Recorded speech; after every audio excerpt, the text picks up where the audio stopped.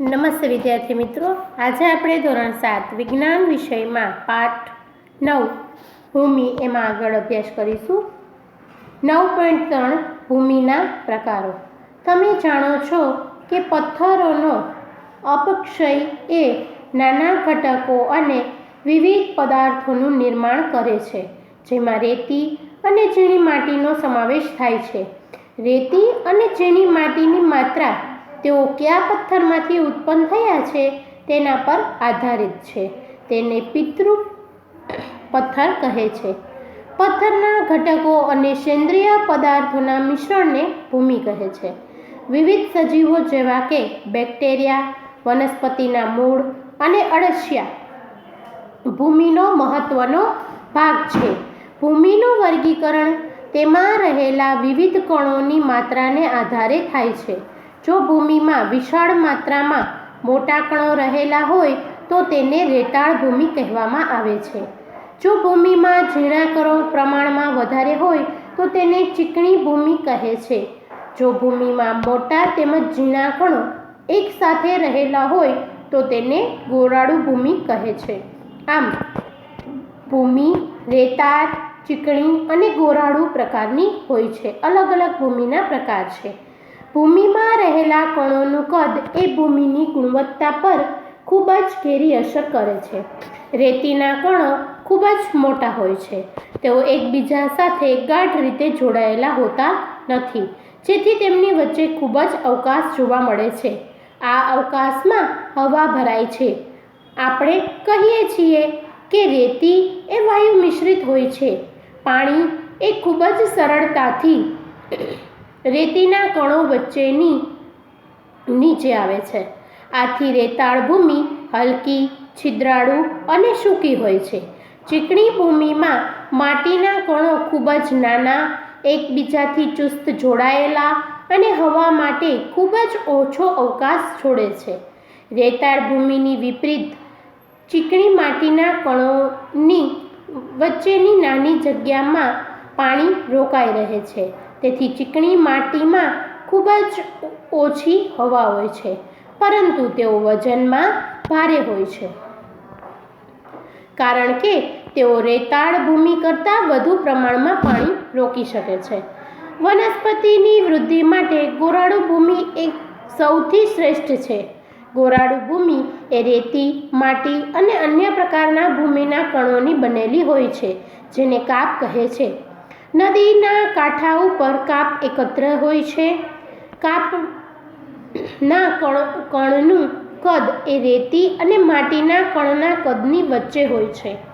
ગોરાડુ ભૂમિમાં પણ કરણ જોવા મળે છે. આ ભૂમિ એ વનસ્પતિની વૃદ્ધિ માટે યોગ્ય જલધારણ ક્ષમતા ધરાવે છે. બોઝો કહે છે, મારે જાણવું છે કે ભૂમિનો કયો પ્રકાર માટલા અને સુરાહી બનાવવા માટે વપરાય છે. પ્રવૃત્તિ 9.3 માટીવાળી, ગોરાડુ અને રેતાળ ભૂમિના નમૂના એકઠા કરો. આ નમૂનામાંથી એકાદ પ્રકારની ભૂમિ મુઠ્ઠી ભરીને લો. તેમાંથી પથ્થર, કાંકરા કે ઘાસ વગેરે દૂર કરો. હવે તેમાં ટીપું ટીપું પાણી નાખીને તેને ગૂંદો. આકૃતિ 9.4 એટલા પ્રમાણમાં પાણી નાખો કે જેથી માટીનો ઘડો બનાવી શકાય, પણ તેની સાથે તે ચીકણી ન હોવી જોઈએ. ભૂમિમાંથી દડો બનાવવાનો પ્રયત્ન કરો. સીધી સપાટી પર દડાને નળાકારની જેમ વણો. આ નળાકારમાંથી એક રિંગ જેવી રચના બનાવો. બીજા નમૂનાઓ વડે આ પ્રવૃત્તિનું પુનરાવર્તન કરો. શું માટીના નમૂનાના આકાર પરથી તેનો પ્રકાર જાણી શકાય છે? આપણે આ રીતે અલગ અલગ માટીમાંથી આકાર બનાવી અને બનાવવાનું છે. શું તમે જાણો છો કે આ કયા પ્રકારની માટી કુંડા, રમકડા કે મૂર્તિ બનાવવામાં વાપરવામાં આવે છે? ભૂમિના ગુણધર્મો. તમે ભૂમિની ઉપયોગિતાની યાદી બનાવેલી છે. ચાલો ભૂમિની કેટલીક લાક્ષણિકતાની શોધવા માટે પ્રવૃત્તિ કરીએ. ભૂમિમાં પાણીનું અંતઃસ્રવણ એટલે કે ઝરણ દર શોધી. બોઝો અને પહેલી ઘરના ભોંય તળિયે અને એક કાચા રોડ પર 50 સેન્ટીમીટર બાય 50 સેન્ટીમીટરના 2 જુદા જુદા ચોરસ બનાવ્યા. તેમણે એક સરખા કદની 2 બોટલો ભરી.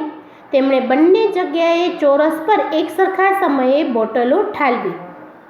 તેમણે જોયું કે ઘરના તળિયા પર પાણી વહી ગયું અને શોષણ ન પામ્યું. બીજી તરફ કાચા રસ્તા પર પાણી છે એ શોષણ પામ્યું, કારણ કે કાચા રસ્તા પર શું હોય છે? માટી હોય છે.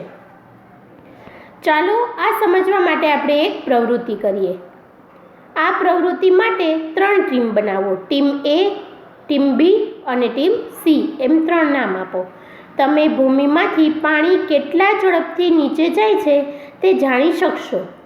તમારે એક પોલી નળાકાર પાઇપની જરૂર પડશે. એટલી ખાતરી કરજો કે દરેક ટીમ પાસે સરખા વ્યાસવાળી નળી હોય.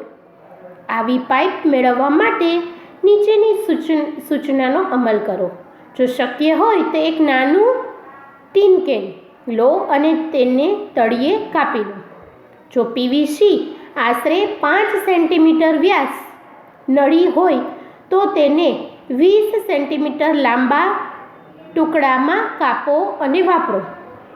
જે સ્થળ પરથી ભૂમિ એકત્ર કરવાના હોય ત્યાં 2 સેન્ટીમીટર ઊંડો પાઇપ મૂકો.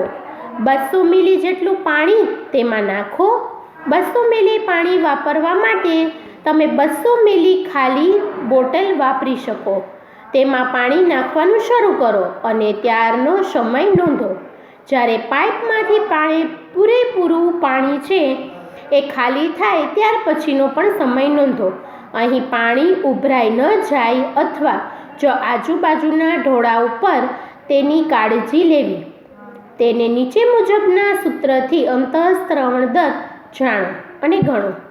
અંતઃસ્ત્રવણ દર મિલી પ્રતિ મિનિટમાં, પાણીની માત્રા મિલીમીટરમાં અને અંતઃસ્ત્રવણ સમય મિનિટમાં. ઉદાહરણ તરીકે એક ચોક્કસ નમૂના માટે તે 200 મિલીના અંતઃસ્ત્રવણ માટે 20 મિનિટ લે છે.